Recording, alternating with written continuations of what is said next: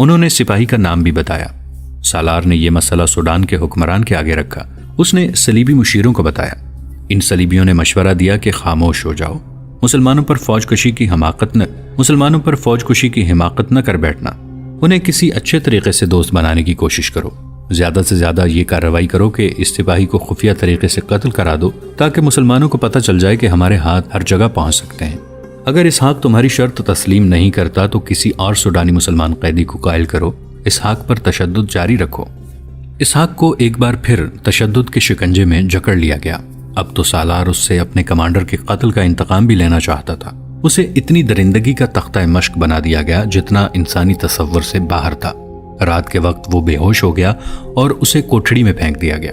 ہوش میں آیا تو کوٹھڑی میں اندھیرا تھا، باہر ایک مشل جل رہی تھی۔ اسحاق نے ہاتھ ایک طرف کیا تو ہاتھ کسی کے جسم پر لگا۔ اسے یاد آ گیا کہ یہ وہی لاش ہے جو پہلے دن سے اس کے ساتھ ہے، مگر اسے ایسا لگا جیسے لاش سانس لے رہی ہو۔ یہ اس کے دماغ کی خرابی ہی ہو سکتی تھی۔ اس کے جسم کی حالت یہ ہو گئی تھی کہ اٹھنے کے قابل نہیں رہا تھا۔ لاش نے حرکت کی۔ اسحاق نے چونک کر دیکھا، چہرے پر نظر ڈالی۔ یہ لاش نہیں تھی، کوئی زندہ انسان تھا اور یہ کوٹھڑی کوئی اور تھی۔ دوسرا آدمی بھی شاید بے ہوش تھا۔ وہ آہستہ آہستہ ہوش میں آیا اور اس نے آنکھیں کھول دی۔ اسحاق بڑی مشکل سے اٹھا اور پوچھا، تم کون ہو؟ عمرو درویش، اس آدمی نے مری ہوئی آواز میں کہا۔ او عمرو درویش، اسحاق نے حیران ہو کر کہا، میں اسحاق ہوں۔ وہ ایک دوسرے کو اچھی طرح جانتے تھے۔ عمرو درویش بھی صلاح الدین ایوبی کی فوج کے ایک دستے کا کمانڈر تھا۔ وہ بھی انہی مسلمان قبیلوں میں سے تھا جو سوڈانی ہوتے ہوئے سوڈان کی فوج میں بھرتی نہیں ہوتے تھے۔ عمرو درویش بھی جنگی قیدی ہو گیا تھا۔ اسحاق کا نام سن کر اٹھ بیٹھا۔ تمہیں کیا کہتے ہیں؟ اسحاق نے پوچھا۔ کہتے ہیں کہ عالم کے روپ میں اپنے علاقے میں جاؤ، عمرو درویش نے جواب دیا، اور لوگوں کے دلوں میں صلاح الدین ایوبی کے خلاف دشمنی پیدا کرو۔ کہتے ہیں کہ ہم تمہیں طریقے بتائیں گے اور تمہیں شہزادوں کی طرح رکھیں گے، اور جس لڑکی کو پسند کرو گے وہ تمہارے ساتھ رہے گی۔ عمرو نے پوچھا، تم سے کیا منوانا چاہتے ہیں؟ کہتے ہیں اپنے تمام قبیلوں کو سوڈان کا وفادار بنا دو۔ اسحاق نے جواب دیا، اس کے عوض مجھے مسلمانوں کے علاقے کا امیر بنانے کا وعدہ کرتے ہیں۔ یہ مسلمانوں کی الگ فوج بنانا چاہتے ہیں۔ مجھے معلوم ہو گیا تھا کہ تمہیں بہت تکلیفیں دے رہے ہیں۔ عمر درویش نے کہا، معلوم نہیں ہمیں ایک ہی کوٹھڑی میں کیوں بند کر دیا ہے، شاید اس میں کوئی بہتری ہوگی۔ میں چاہتا تھا کہ تم مجھے مل جاؤ۔ میں نے ایک طریقہ سوچا ہے، اس پر عمل کرنے سے پہلے میں تم سے اجازت لینا چاہتا تھا۔ اچھا ہوا تم مل گئے۔ کیا طریقہ سوچا ہے؟ تم نے دیکھ لیا ہے کہ یہ لوگ ہمیں چھوڑیں گے نہیں۔ عمرو درویش نے کہا، ہم اذیتیں کب تک برداشت کریں گے؟ آج نہیں تو کل مر جائیں گے۔ یہاں اور کئی سوڈانی مسلمان قید ہیں، کوئی نہ کوئی ان کے جال میں آ جائے گا۔ میں ڈرتا ہوں کہ ہمارے چند ایک ساتھیوں کو یہ ورغلا کر ہماری قوم میں تفرقہ ڈال دیں گے۔ ایک صورت یہ ہے کہ تم ان کی شرط مان لو، اس بہانے آزاد ہو جاؤ اور اپنے علاقے میں جا کر کچھ بھی نہ کرو۔ رات کے اندھیرے میں مصر کو نکل جاؤ، تمہیں زندہ رہنا چاہیے۔ دوسری صورت یہ ہے کہ میں ان کی بات مان لوں، یہ مجھے جو سبق پڑھانا چاہتے ہیں وہ پڑھ لوں، ان کا بتایا ہوا بہروپ دھار لوں اور اپنے تمام قبیلوں کا خبردار کر دوں کہ وہ سوڈانیوں کے کسی چکر میں نہ آ جائیں۔ اگر میں ان کا ساتھی بن گیا تو میں تمہیں یہاں سے نکالنے کی کوشش کروں گا۔ یہ بھی تو ہو سکتا ہے کہ سوڈانی ہمارے علاقے پر حملہ کر دیں۔ اسحاق نے کہا، ہمارے لوگ اتنی جلدی ہتھیار ڈالنے والے تو نہیں، لیکن فوج کی طاقت اتنی جلدی ختم نہیں ہوتی۔ فوج آخر فوج ہے، ہمیں قربانی دینی پڑے گی۔ عمرو درویش نے کہا، ہم مصر سے چھاپا ماروں کی مدد حاصل کر سکتے ہیں۔ فی الحال ضرورت یہ ہے کہ ہم دونوں میں سے ایک آدمی باہر نکل جائے۔ اگر ہم دونوں اکٹھے ان کی شرط مان کر نکل جائیں تو اور زیادہ بہتر ہے۔ میں یہیں رہوں گا۔ اسحاق نے کہا، تم انہیں دھوکہ دو۔ اگر ہم نے اکٹھے ان کی بات مان لی تو انہیں شک ہوگا، یہ سمجھ جائیں گے کہ ہم نے رات ایک کوٹھڑی میں رہ کر کوئی منصوبہ تیار کیا ہے۔ میں سختیاں برداشت کرتا رہوں گا، تم نکل جاؤ۔ صبح طلوع ہوتے ہی کوٹھڑی کا دروازہ کھلا۔ ایک سپاہی نے اسحاق کو برچی چبھوئی اور اسے اٹھا کر دھکے دیتا اپنے ساتھ لے گیا۔ کوٹھڑی کا دروازہ پھر بند ہو گیا۔ تھوڑی دیر بعد سوڈانی فوج کا ایک عہدیدار آیا۔ اس نے سلاخوں میں سے عمر درویش سے پوچھا، اگر تم نے آج انکار کیا تو تصور نہیں کر سکتے کہ تمہارے جسم کا کیا حال ہوگا۔ ہم تمہیں مرنے نہیں دیں گے، تم اس دنیا میں دوزخ دیکھ لو گے، ہر روز مرو گے، ہر روز جیو گے۔ مجھے کسی اچھی جگہ لے چلو، عمرو درویش نے کہا۔ میرے جسم کو ذرا سا سکون آنے دو، یہاں میں کچھ بھی نہیں سوچ سکتا۔ میں تمہیں جنت میں بٹھا سکتا ہوں، سوڈانی عہدیدار نے کہا۔ تمہیں جنت کی پریوں میں بٹھا دوں گا، اور اگر وہاں بھی تم نے انکار کیا تو جتنے دن زندہ رہو گے پچھتاتے رہو گے۔ ہمیں رو رو کر کہو گے کہ میں نے تمہاری شرط مان لی ہے، تو بھی ہم تم پر اعتبار نہیں کریں گے۔ وہ کرراہ رہا تھا، اس کی آنکھیں پوری طرح کھلتی نہیں تھیں۔ اس نے سرگوشی سی کی، ایسا نہیں ہوگا، مجھے کہیں لے چلو اور بتاؤ کہ مجھے کیا کرنا ہے۔ اسے اسی وقت لے گئے اور ویسے ہی خوشنما کمرے میں جا رکھا جیسا اسحاق کو دیا گیا تھا۔ تھوڑی دیر بعد ایک طبیب آ گیا۔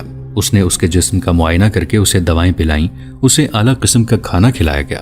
اس دوران اسے سوڈانی سالار نے، جو اسحاق کا جسم توڑتا رہتا تھا، عمرو درویش سے پوچھا، کیا تم نے ہماری ہر بات ماننے کا فیصلہ کر لیا ہے؟ عمرو درویش نے سر ہلا کر رضامندی کا اظہار کیا۔ کھانا کھاتے ہی وہ لیٹا اور گہری نیند سو گیا۔ اس کی جب آنکھ کھلی تو رات بھی گزر چکی تھی اور اگلا دن آدھا گزر گیا تھا۔ وہ بہت دنوں سے قید خانے کے تہخانے میں اذیتیں برداشت کر رہا تھا۔ جسم بہت حد تک سوکھ گیا تھا، ہڈیاں دکھ رہی تھیں۔ اتنے نرم و گداز بستر پر اتنی لمبی نیند سے اس کے جسم میں صحت کے آثار نظر آنے لگے۔ اسے دوائیاں دی گئیں اور اسے بادشاہوں والا کھانا کھلایا گیا تھا۔ اس کی آنکھ کھلی تو اس کے سامنے ایک لڑکی کھڑی مسکرا رہی تھی۔ وہ بہت ہی خوبصورت لڑکی تھی۔ اس کے بال ریشمی تھے اور کھلے ہوئے۔ اس کے کندھے، بازو اور سینے کا کچھ حصہ اریاں تھا۔ عمرو درویش فوجی تھا، جنگلوں میں پیدا ہوا اور فوج میں اس کی عمر میدان جنگ میں گزر رہی تھی۔ اس لڑکی کو اس نے خواب سمجھا، لیکن لڑکی نے آگے ہو کر اس کے سر پر ہاتھ پھیرا تو اسے یقین آیا کہ یہ خواب نہیں۔ لڑکی باہر چلی گئی اور طبیب کو بلا لائی۔ طبیب نے اسے دیکھا اور دوائی پلا کر چلا گیا۔ فوراً 2 صلیبی آ گئے۔ وہ سوڈانی زبان روانی سے بولتے تھے، تخریب کاری کے ماہر معلوم ہوتے تھے۔ انہوں نے عمر درویش کو اس مہم کے لیے تیار کرنا شروع کر دیا کہ وہ اپنے علاقے میں جا کر یہ نہیں بتائے گا کہ وہ قید میں رہا ہے، بلکہ یہ بتائے گا کہ میدان جنگ میں اسے ایک بزرگ ملے تھے جنہوں نے اسے کہا تھا کہ مصری فوج کا سوڈان پر حملہ مصر کے لیے مہنگا ثابت ہوگا۔ مسلمانوں کے لیے بہتر یہ ہے کہ سوڈان کا ساتھ دیں ورنہ تباہ ہو جائیں گے۔ صلیبیوں نے اسے یہ بھی بتایا کہ وہ مجذوب عالم کے بھیس میں مسلمانوں کے دلوں میں صلاح الدین ایوبی اور مصر کی حکومت کے خلاف نفرت پیدا کرے گا۔ عمرو درویش خندہ پیشانی سے رضامند ہو گیا۔ اسی وقت اس کی ٹریننگ اور ریہرسل شروع ہو گئی۔ شام کے بعد اس کے آگے لڑکیوں نے کھانا چنا، شراب بھی رکھی گئی جو اس نے قبول نہ کی۔ کھانے کے بعد جب لڑکیاں دسترخوان سمیٹ کر لے گئیں تو ایک اور لڑکی شب خوابی کے لباس میں آ گئی۔ اس کا جسم نیم اریاں اور چال ڈھال اشتعال انگیز تھی۔ تم کیوں آئی ہو؟ عمرو درویش نے لڑکی سے پوچھا۔ آپ کے لیے، لڑکی نے جواب دیا، میں آپ کے پاس رہوں گی۔ تمہارا نام کیا ہے؟ مشی، لڑکی نے جواب دیا اور اس کے پلنگ پر بیٹھ گئی۔ مشی، عمرو درویش نے کہا، مجھے تمہاری ضرورت نہیں، تم چلی جاؤ۔ میں حکم لے کر آئی ہوں کہ مجھے آپ کے ساتھ رہنا ہے۔ مجھ سے یہ لوگ جو بات منوانا چاہتے تھے وہ میں نے مان لی ہے۔ عمرو درویش نے کہا، اب مجھے تم جیسے حسین فریب کی کوئی ضرورت نہیں۔ میں جانتی ہوں، مشی نے کہا، آپ کے متعلق مجھے سب کچھ بتا دیا گیا ہے۔ میں انعام کے طور پر آئی ہوں۔ مجھے یہ بھی معلوم ہے کہ آپ کو میری ضرورت ہے۔ سپاہی جب میدان جنگ سے آتے ہیں تو ان کی روح عورت کی طلبگار ہوتی ہے۔ میں ہارا ہوا سپاہی ہوں، عمرو درویش نے کہا، میری روح مر گئی ہے، مجھے اپنے جسم سے نفرت ہو گئی ہے، مجھے اس کی کسی بھی ضرورت کا احساس نہیں رہا۔ قید خانے میں ابلے ہوئے پتے کھاتا رہا تو بھی مطمئن رہا، یہاں اتنے اچھے کھانے کھائے ہیں تو بھی مطمئن ہوں، لیکن خوش نہیں ہوں، میں شکست خوردہ ہوں۔ لڑکی ہنس پڑی جیسے کسی نے جل ترنگ چھیڑ دیا ہو۔ شراب کے 2-4 گھونٹ آپ کو مسرتوں سے مالا مال کر دیں گے، لڑکی نے کہا۔ حلق سے اتر جائے تو مجھے دیکھنا، مجھ میں آپ کو پھولوں کا حسن نظر آئے گا۔ میری مجبوری یہ ہے کہ میں مسلمان ہوں، عمر درویش نے کہا۔ ہم عصمتوں سے کھیلا نہیں کرتے، عصمتوں کی حفاظت کیا کرتے ہیں۔ صرف مسلمان لڑکیوں کی عصمتوں کی حفاظت کرتے ہوگے، لڑکی نے کہا۔ میں مسلمان نہیں اور تم عصمت والی بھی نہیں، عمرو درویش نے کہا۔ پھر بھی میرا فرض ہے کہ تمہاری عصمت کا خیال رکھوں، لڑکی مسلمان ہو یا کسی اور مذہب سے تعلق رکھتی ہو، اپنی قوم کی ہو یا اپنے دشمن کی، مسلمان اگر ایمان کا پکا ہے تو اس کی عصمت کی حفاظت کرے گا۔ تم تمام رات میرے پاس بیٹھی رہو، صبح سب کو بتاتی پھرو گی کہ رات ایک پتھر کے پاس بیٹھ کر گزاری ہے۔ کیا میں خوبصورت نہیں؟ لڑکی نے پوچھا۔ تم جیسی بھی ہو میرے کسی کام کی نہیں، عمرو درویش نے جواب دیا۔ میں تمہارے کام آ سکتا ہوں، اگر تم اس ذلیل زندگی سے آزاد ہونا چاہو تو میں تمہیں جان پر کھیل کر یہاں سے نکال لے جاؤں گا اور کسی شریف گھرانے میں آباد کر دوں گا۔ آپ سے پہلے بھی یہاں ایک شخص آیا تھا، مشی نے کہا، وہ بھی آپ کی طرح باتیں کرتا تھا، وہ بھی سوڈانی مسلمان تھا۔ میں آپ کی یہ بات نہیں مان سکتی کہ چونکہ آپ مسلمان ہیں اس لیے آپ عورت میں دلچسپی نہیں لیتے۔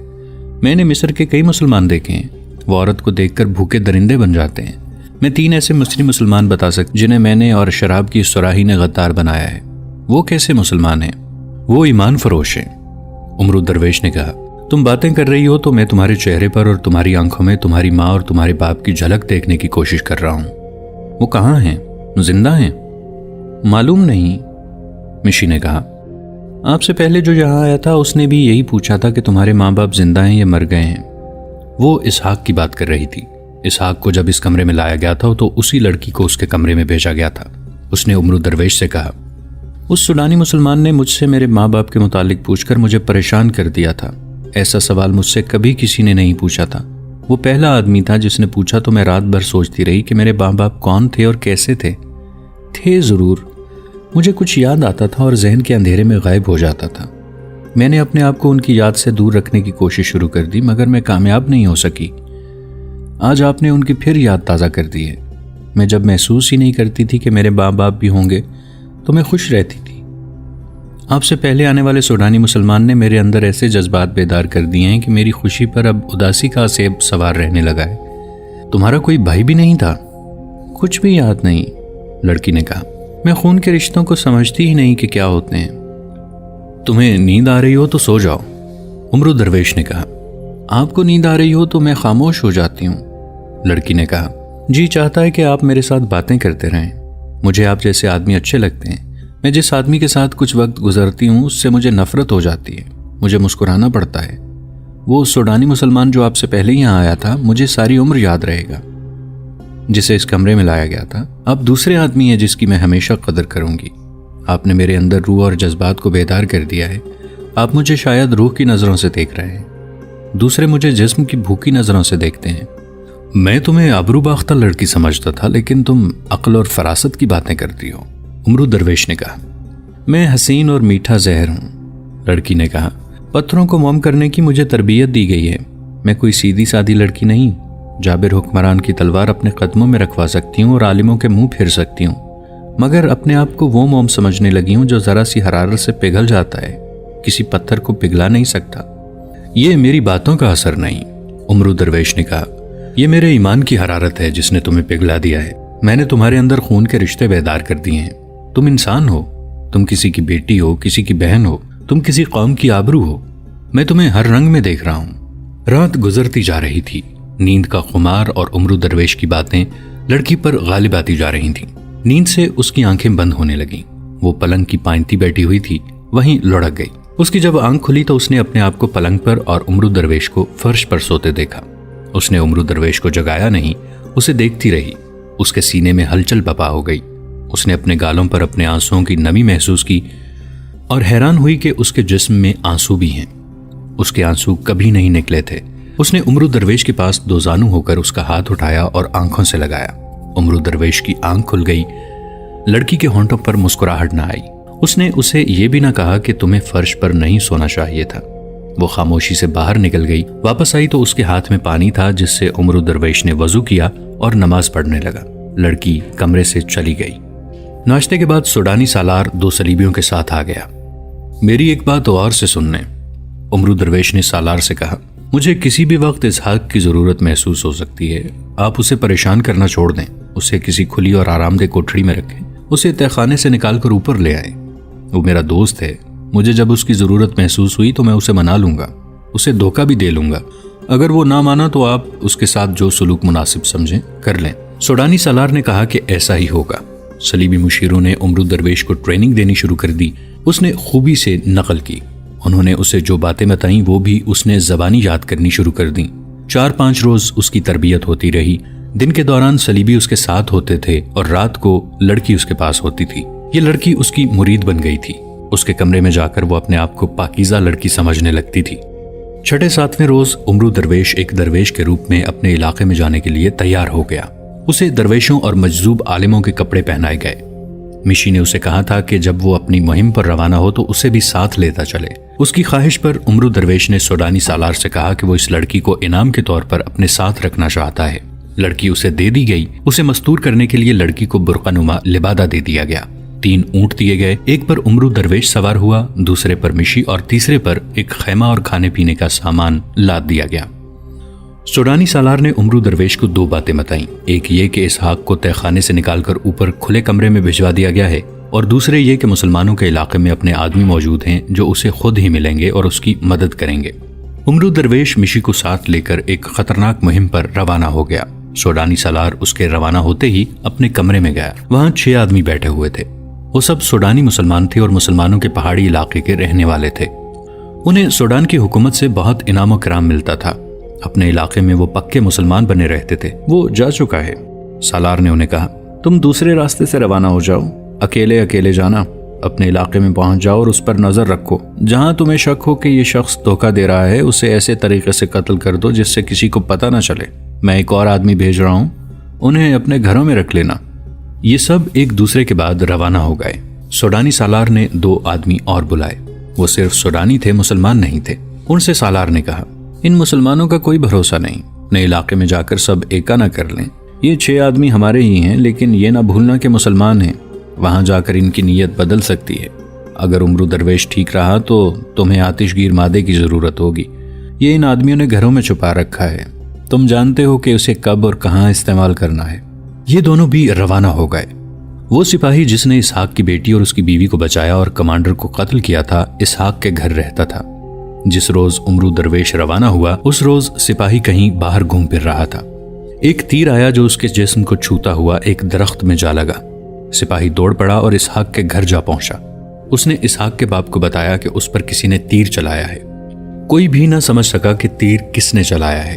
کسی کو معلوم نہ تھا کہ سوڈانیوں نے اسے قتل کرنے کی پہلی کوشش کی ہے۔ سلطان صلاح الدین ایوبی کے محکمہ جاسوسی اور سراغ رسانی یعنی انٹیلیجنس کا سربراہ علی بن سفیان قاہرہ میں تھا۔ اس وقت سلطان ایوبی صلیبیوں کے دوست مسلمان امراء سیف الدین اور گمگشتگین کو اور الملک الصالح کی فوج کو شکست دے کر ان مخالفین کے مرکزی شہر حلب کی طرف بڑھ رہے تھے۔ ان کے یہ مسلمان مخالفین ایسی افراتفری اور بوگھلاہٹ میں بھاگے تھے کہ کہیں بھی قدم نہ جما سکے۔ راستے میں 3-4 اہم مقام تھے جہاں وہ رک جاتے اور اپنی بکھری ہوئی افواج کو اکٹھا کر لیتے تو صلاح الدین ایوبی کا مقابلہ کر سکتے تھے، لیکن انہوں نے پسپائی کے ایسے راستے اختیار کیے جو جنگی لحاظ سے ان کے لیے مزید نقصان کا باعث بنے۔ سلطان ایوبی نے پیش قدمی جاری رکھی اور ان اہم مقامات پر قبضہ کر لیا۔ ان کی منزل حلب تھی۔ انہیں کچھ علم نہیں تھا کہ مصر کے حالات کیسی کروٹیں لے رہے ہیں۔ قاصد انہیں رپورٹیں دیتے رہتے تھے جن سے پتہ چلتا تھا کہ طرح طرح کی سازشیں سر اٹھا رہی ہیں۔ وہ میدان جنگ میں کبھی پریشان نہیں ہوئے تھے، سازشیں انہیں پریشان کر دیا کرتی تھیں، اور یہ حقیقت ان کے لیے زہر کی طرح تلخ تھی کہ ان سازشوں اور تخریب کاری کے ہدایت کار صلیبی اور آلائی کار مسلمان تھے۔ علی بن سفیان ان کا دست راست تھا، بلکہ ان کی آنکھیں اور کان تھا۔ اسے سلطان ایوبی نے مصر سے غیر حاضری کے دوران مصر میں ہی رہنے دیا اور اپنے ساتھ اس کے معاون حسن بن عبداللہ کو رکھا۔ مصر کی حکومت سلطان ایوبی کے بھائی العادل کے حوالے تھی۔ اپنے بھائی کی غیر حاضری میں العادل راتوں کو سوتا بھی کم تھا۔ علی بن سفیان کو وہ اپنے ساتھ رکھتا تھا۔ اس طرح مصر کا امن و امان اور اس خطے میں اسلام کی آبرو کا تحفظ ان دونوں کی ذمہ داری تھی۔ انہیں اچھی طرح معلوم تھا کہ سلطان ایوبی کی غیر حاضری میں مصر میں تخریب کاری بڑھ رہی ہے۔ اس کے علاوہ سوڈان کی طرف سے خطرہ تھا۔ 2-4 ماہ پہلے العادل نے سوڈانیوں کے ایک عجیب و غریب اور بڑے ہی خطرناک حملے کو غیر معمولی کامیابی سے تباہ کر دیا تھا، لیکن سوڈانیوں کے عزائم میں کوئی فرق نہیں آیا تھا، کیونکہ ان کا یہ حملہ جو ناکام ہوا تھا باقاعدہ فوج کا حملہ نہیں تھا۔